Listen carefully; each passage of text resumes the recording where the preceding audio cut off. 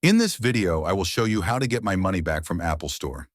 It's pretty quick and easy, so let's jump right in. Let's open up the App Store. Once you've opened the App Store, tap on your profile icon at the top right. Then tap on Purchased and select My Purchases.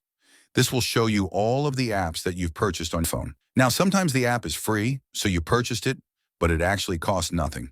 But say you want to get back money on one of the paid apps. Maybe you downloaded and installed it, paid for it, tried it out, and decided you don't want to use it anymore. Or maybe someone else downloaded it by mistake. You can get a refund for any of those apps. However, refunds are not handled directly in the App Store. For that, open Safari and go to reportaproblem.apple.com. Once signed in, you'll see a screen titled Report a Problem. From here, choose I'd like to request a refund. Then select the reason. For example, I didn't mean to buy this. Tap Next and it will ask you which app you want a refund for.